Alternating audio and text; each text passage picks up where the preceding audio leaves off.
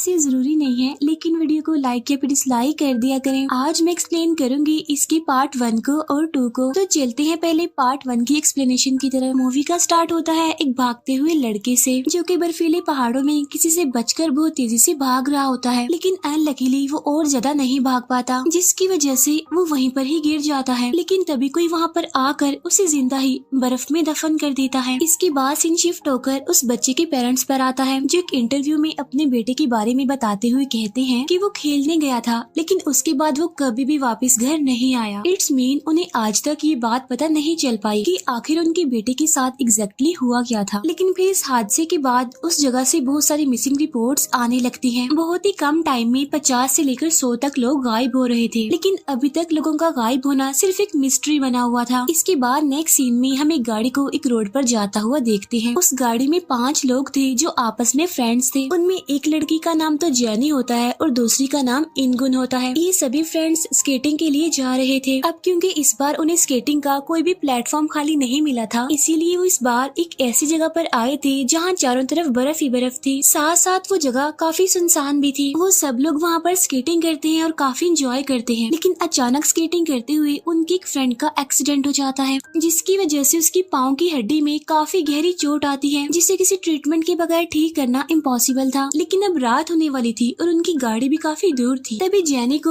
वहाँ पर एक घर दिखता है और पास जाने पर उन्हें पता चलता है कि असल में ये एक होटल है, लेकिन वो दरवाजा अंदर से लॉक था। इसीलिए जेनी का फ्रेंड विंडो का ग्लास तोड़कर अंदर जाता है और फिर दरवाजा खोलकर उन सभी को अंदर बुला लेता है। अंदर जाकर वो सबसे पहले फर्स्ट एड बॉक्स ढूंढते हैं ताकि वो अपनी इंजर्ड फ्रेंड का ट्रीटमेंट कर सके, लेकिन उन्हें वहाँ पर फर्स्ट एड बॉक्स तो नहीं मिलता, मगर बहुत सारी वाइन मिल जाती है। इसीलिए जेनी उसकी चोट को साफ करती है और फिर वहाँ से मिले ग्लू की मदद से उसे चिपका देती है। साथ साथ वो उसे एक पेन किलर भी दे देती है, जिससे वो काफी बेटर फील करता है। अब क्योंकि काफी रात हो चुकी थी, इसीलिए वो लाइट ऑन करने के लिए जनरेटर रूम में जाते हैं, लेकिन जेनी अपने इंजर्ड फ्रेंड के पास ही रुकती है, जहाँ वो दोनों लैंटर्न की रोशनी में बातें कर रहे होते हैं और अपनी स्कूल लाइफ को मिस कर रहे होते हैं। तभी होटल का मेन डोर अपने आप ही खुल जाता है और जब जेनी वहाँ पर चेक करने के लिए जाती है तो वहाँ पर कोई भी नहीं होता। इसीलिए वो सोचती है कि शायद ये हवा की वजह से ही खुल गया होगा, लेकिन तभी हम सामने से किसी अननोन पर्सन को गुजरते हुए देखते हैं। उधर जेनी के फ्रेंड को जनरेटर मिल जाता है और वो उसे ऑन भी कर देता है। इसीलिए अब इनगुन और उसका फ्रेंड इस होटल को एक्सप्लोर करने लगते हैं। इसी दौरान उन्हें एक जला हुआ रूम भी मिलता है, जिसकी दीवार पर किसी इंसान की स्किन भी चिपकी हुई थी। तब ये देखकर वो दोनों उस रूम से बाहर आ जाते हैं। अब क्योंकि होटल में लाइट आ जाती है, इसीलिए म्यूजिक भी ऑन हो जाता है। तभी जेनी को उस होटल की एक डायरी मिलती है, जिस पर लिखा हुआ था कि लास्ट एंट्री 1975 की है और उसमें ये भी लिखा हुआ था कि उम्मीद मत खोएं, आपको आपका बेटा जरूर मिल जाएगा। उसी के अंदर एक पिक्चर भी होती है, एक फैमिली की पिक्चर। ये वही फैमिली होती है जिसे हमने मूवी के स्टार्ट में भी देखा था, यानी वो बच्चा जो बर्फ में भाग रहा था और उसके पेरेंट्स। होटल की हर एक चीज काफी पुरानी होती है, लेकिन उनमें से कोई भी इस चीज को नोटिस नहीं करता, बल्कि वो तो अपने ही एंजॉयमेंट में लगे होते हैं। इसी बीच हम कोई अजीब सी आवाज को भी नोटिस करते हैं, लेकिन वो लोग इसे भी इग्नोर कर देते हैं। अब क्योंकि सोने का टाइम हो गया था, इसीलिए जेनी और उसका फ्रेंड अपने इंजर्ड फ्रेंड के पास ही रुकते हैं, लेकिन इनगुन और उसका फ्रेंड सोने के लिए एक दूसरे रूम में चले जाते हैं। लेकिन आधी रात को उन दोनों के बीच किसी बात को लेकर बहस हो जाती है, इसीलिए इनगुन का फ्रेंड उससे नाराज होकर उस रूम से निकलकर लिविंग रूम में आ जाता है और हाई वॉल्यूम म्यूजिक में ड्रिंक करने लगता है। इसके बाद जब इनगुन रूम में अकेली होती है तो उसे वहाँ पर किसी के प्रेजेंस का एहसास होता है, इसीलिए वो भी अपने फ्रेंड्स के पास जाने लगती है। लेकिन इससे पहले कि वो वहाँ से निकल पाती, कोई पीछे से आकर एक एक्स से उस पर अटैक कर देता है और उसे अंदर खींच लेता है। वो अननोन पर्सन इनगुन को काफी इंजर्ड कर देता है, जिसकी वजह से वो काफी चिल्लाती भी है, लेकिन हाई वॉल्यूम म्यूजिक की वजह से कोई भी उसकी आवाज नहीं सुन पाता।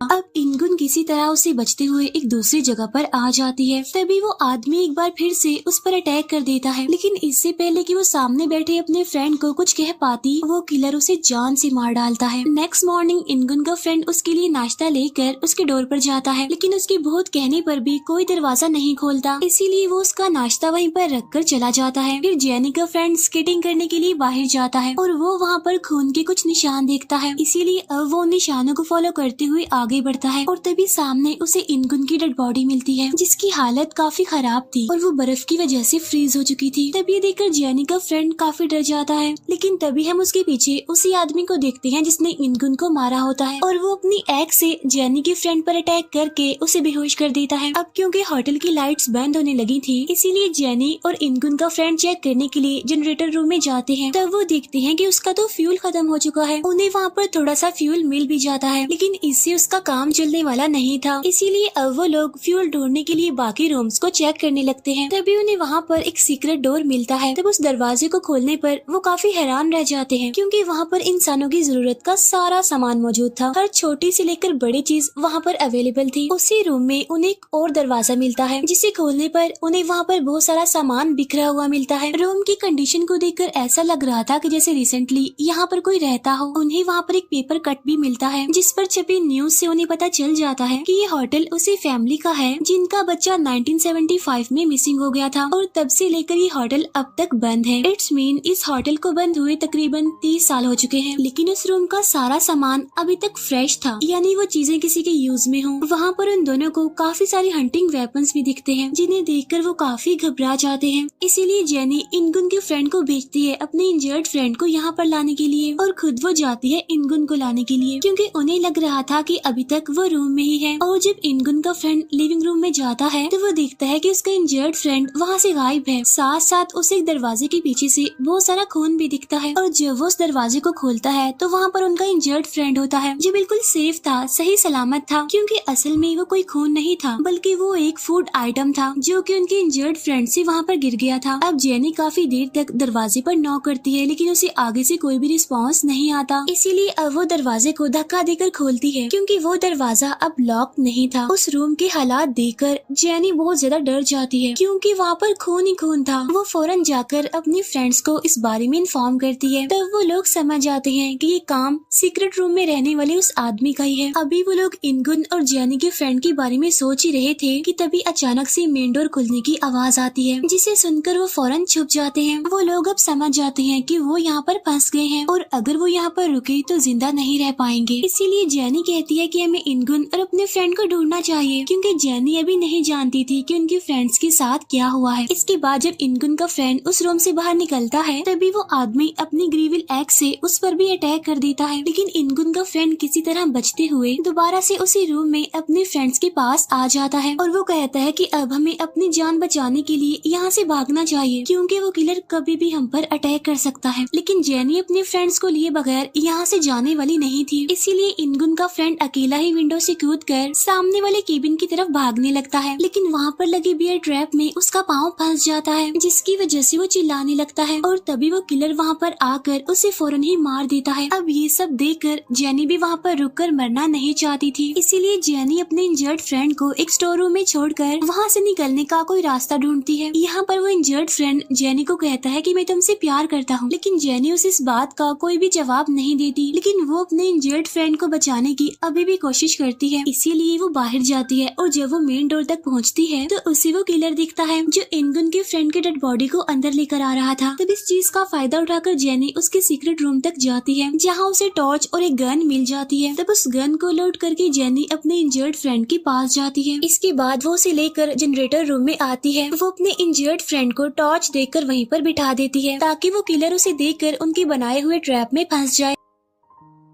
इसके बाद जेनी एक रूम में जाती है जहाँ उसे अपने फ्रेंड्स की डेड बॉडीज मिलती हैं, लेकिन उनमें से जेनी का फ्रेंड अभी भी जिंदा था। जेनी उसे बाहर लाने की काफी कोशिश करती है, लेकिन वो चलने के काबिल नहीं था, इसीलिए वो उसे चुपचाप वहीं पर लेटे रहने के लिए कहती है। और तभी जेनी का इंजर्ड फ्रेंड कहता है कि वो किलर हमारी तरफ आ रहा है। असल में जेनी उसे रूम में बंद करना चाहती थी और प्लान के अकॉर्डिंग वो रूम में बंद हो भी जाता है, लेकिन उस रूम में जेनी का फ्रेंड भी है और वो जिंदा भी है। इसीलिए जेनी गन सामने करके उस डोर को ओपन करती है, लेकिन वो किलर जेनी के फ्रेंड को किसी ढाल की तरह यूज कर रहा था। और मुसीबत की बात तो ये थी कि उनके पास गोली भी सिर्फ एक ही थी और अगर निशाना छूट गया तो उनकी मौत कंफर्म है। लेकिन जब जेनी शूट करती है तो उसका इंजर्ड फ्रेंड उसे धक्का दे देता है ताकि गोली जेनी के फ्रेंड को ना लगे, लेकिन गोली चलने की वजह से वो किलर जेनी के फ्रेंड को मार डालता है। अब ये देखकर जेनी का इंजर्ड फ्रेंड उसे वहाँ से भगा देता है और खुद वो उस किलर पर खाली बंदूक ताने खड़ा होता है, लेकिन वो किलर जानता था कि वो गन खाली जाती है, इसीलिए वो एकदम से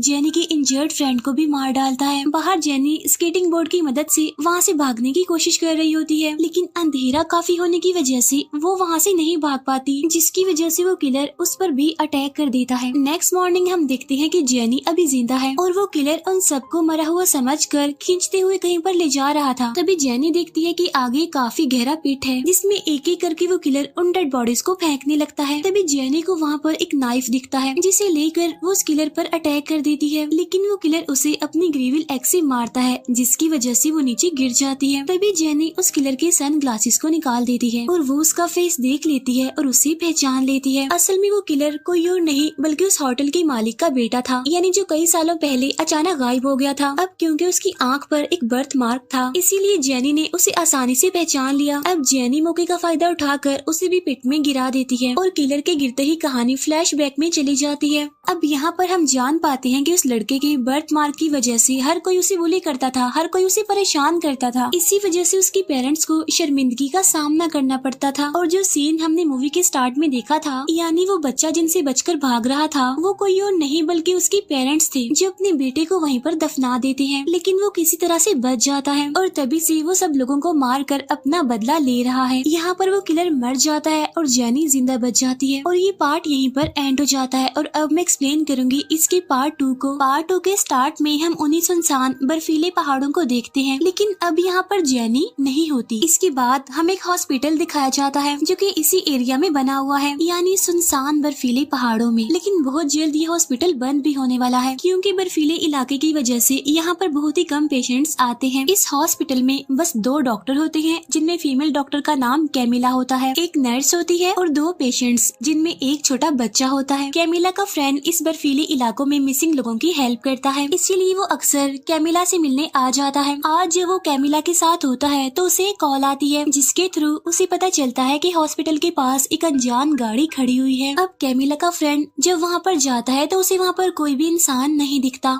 फिर वो इस बारे में पुलिस को इन्फॉर्म करता है। असल में ये गाड़ी किसी और की नहीं बल्कि जेनी और उसके फ्रेंड्स की थी, जो पिछले 3 दिनों से यहाँ पर फंसी हुई है। अब वो वहाँ से वापस हॉस्पिटल के लिए निकल जाता है, लेकिन तभी कोई अननोन पर्सन गाड़ी के सामने कुल्हाड़ी लेकर खड़ा होता है। असल में ये कोई और नहीं बल्कि जेनी थी, जिसका इस सर्दी की वजह से काफी बुरा हाल था। तब कैमिला का फ्रेंड उसे अपनी गाड़ी में बिठा लेता है और हॉस्पिटल ले जाता है और यहाँ पर जेनी का ट्रीटमेंट चलता है, जिसकी वजह से आहिस्ता आहिस्ता अब वो रिकवर होने लगती है। और तभी पुलिस वहाँ पर आकर उससे इन्वेस्टिगेशन करने लगती है और उसकी स्टेटमेंट को रिकॉर्ड करती है। फिर उसकी स्टेटमेंट के अकॉर्डिंग वो एक टीम के साथ उस पिट तक पहुँचते हैं, जहाँ पर उन डेड बॉडीज को देखकर वो लोग काफी शॉक्ड रह जाते हैं। इस मिशन को लीड करने वाले ऑफिसर कैमिला के फ्रेंड के साथ मिलकर इन डेड बॉडीज को इन्वेस्टिगेशन के लिए मॉर्ग में भिजवा देते हैं।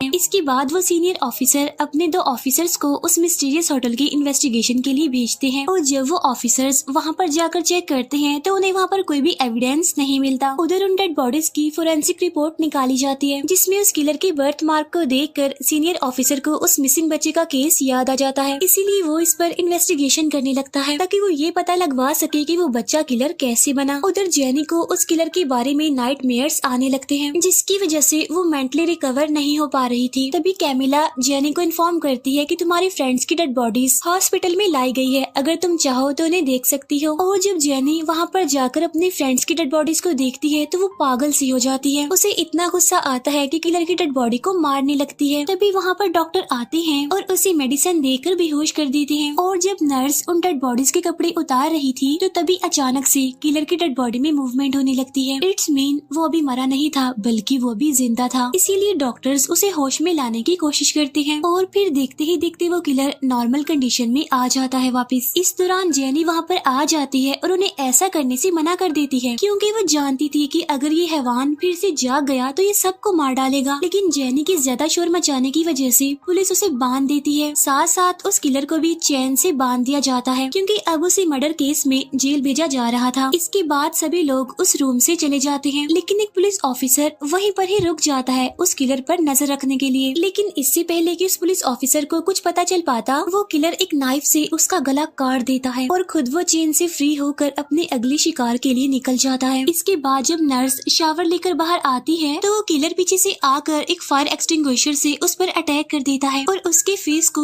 बुरी तरह से क्रश कर देता है, जिसकी वजह से एक बड़े ही ब्रूटल तरीके से उसकी मौत हो जाती है। इन सबसे अनजान कैमिला और वो डॉक्टर बातें कर रहे होते हैं, लेकिन तभी अचानक से हॉस्पिटल की लाइट्स ऑफ हो जाती हैं। इसीलिए वो मेल डॉक्टर कनेक्शन चेक करने के लिए जाता है और कैमिला पेशेंट्स को चेक करने के लिए चली जाती है। तब बीच में उसे उसी नर्स का एप्रन और बैग पड़ा हुआ मिलता है, जिसे देखकर कैमिला वॉशरूम के अंदर चेक करने के लिए जाती है, लेकिन लाइट ना होने की वजह से वो स्लिप होकर नीचे गिर जाती है। तभी जनरेटर के ऑन होने से वॉशरूम में लाइट आ जाती है और तब कैमिला को वहाँ पर उसी नर्स की डेड बॉडी दिख जाती है, जिसकी वजह से वो डरते हुए वहाँ से भाग जाती है। इसके बाद वो एक लैब में जाकर अपने फ्रेंड को कॉल करने की कोशिश करती है, लेकिन कैमिला का फ्रेंड कॉल पिक नहीं करता। इसीलिए कैमिला उसे वॉइस मैसेज करके वहाँ की सिचुएशन बताती है। इसके बाद जब वो डॉक्टर जनरेटर ऑन करता है तो वो एक बार फिर से ऑफ हो जाता है और जब वो डॉक्टर जनरेटर को ऑन करने के लिए फिर से वहाँ पर आता है तो हम उसके पीछे उसी किलर को देखते हैं, जो उस डॉक्टर की गर्दन को तोड़कर उसे फौरन ही मार देता है। उधर जेनी की आंख खुल जाती है, लेकिन वो खुद को बेड से बंधा हुआ पाती है। इतनी ही देर में वहाँ पर एक बच्चा आ जाता है, जो कि असल में उसी हॉस्पिटल में एक पेशेंट था। तब जेनी उसकी हेल्प से खुद को आजाद कर लेती है और अब जेनी को पता चल चुका था कि उस किलर ने लोगों को मारना, तबाही मचाना शुरू कर दिया है। इसीलिए वो उस बच्चे को एक कबर्ड में छुपा देती है और खुद वो एक सिरिंज में पॉइजन भरकर उस किलर से लड़ने के लिए बिल्कुल तैयार हो जाती है। उधर कैमिला एक जगह पर छुपकर इमरजेंसी नंबर पर कॉल कर रही होती है, लेकिन इससे पहले कि मोबाइल में रिंग होती उसे वहाँ पर वो किलर दिख जाता है, जो कि उसी की तरफ आ रहा था, लेकिन लकीली वो उसकी नजरों से बच जाती है।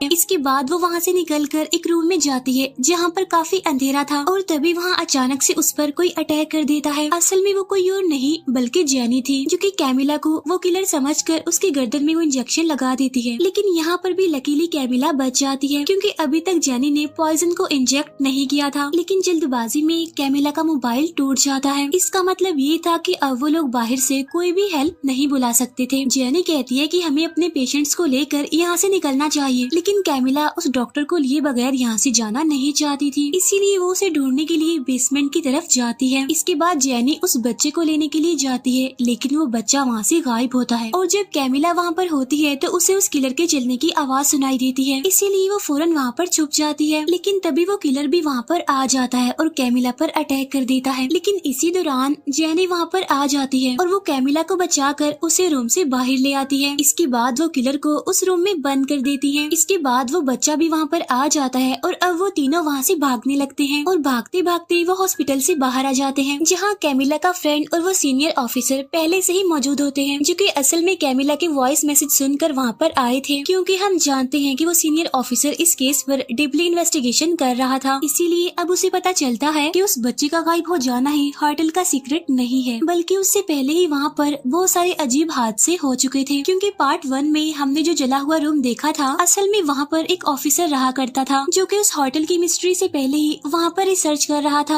अब कोई भी नहीं चाहता था कि उस होटल का सीक्रेट रिवील हो, इसीलिए उस रूम में आग लगा दी गई। लेकिन किसी तरह से वो ऑफिसर जिंदा बच जाता है, जो कि वहाँ पर रहा करता था। और तब वो सीनियर ऑफिसर उस ऑफिसर से मिलकर उसे उस किलर के बारे में बताता है। तब यहाँ पर हमें पता चलता है कि वो किलर बचपन से ही काफी मिस्टीरियस है, इसीलिए तो वो हर बार बच जाता है। अब एक टीम उस पिट तक जाती है, जहाँ उन्हें बहुत सारी डेड बॉडीज मिलती है और उन सबको उस किलर ने ही मारा था। अब कैमिला को ये लगता था कि हॉस्पिटल में वो मेल डॉक्टर और वो बूढ़ी औरत अभी तक सही सलामत और जिंदा है, इसीलिए उन्हें बचाने के लिए कैमिला का फ्रेंड अपने 2 साथियों और सीनियर ऑफिसर के साथ अंदर जाता है, जहाँ पर वो बूढ़ी औरत उन्हें बिल्कुल सही सलामत मिलती है। लेकिन एक पुलिस ऑफिसर की डेड बॉडी वहाँ पर मिलती है, जिसे चेक करने के लिए एक दूसरा ऑफिसर उसके पास जाता है। ठीक उसी टाइम वो किलर एक वायर से उसे एक रूम में खींच लेता है और जब कैमिला का फ्रेंड उस रूम का दरवाजा खोलता है तो वो किलर कैमिला के फ्रेंड और उस सीनियर ऑफिसर को मार देता है। जब बाहर बैठे एक ऑफिसर को रेडियो पर कोई रिप्लाई नहीं मिलता तो वो जेनी और कैमिला के साथ मिलकर अंदर जाने का फैसला करता है। लेकिन तभी वो किलर गाड़ी पर अटैक करके कैमिला को बाहर खींच लेता है। लेकिन इससे पहले कि वो एक्स से कैमिला को मारता, कैमिला का फ्रेंड वहाँ पर आकर उस किलर को शूट कर देता है, क्योंकि वो अभी तक जिंदा था, मरा नहीं था। लेकिन अब वो कैमिला की आंखों के सामने मर जाता है, जिसकी वजह से कैमिला काफी दुखी होकर रोने लगती है और तब जेनी उसे रिलैक्स करती है। इसी दौरान वो किलर भी वहाँ से गायब हो जाता है। अब यहाँ पर जेनी डिसाइड करती है कि वो ही उस किलर को मारेगी, इसीलिए वो गन लेती है, स्केटिंग बोर्ड के जरिए उस होटल तक जाने लगती है,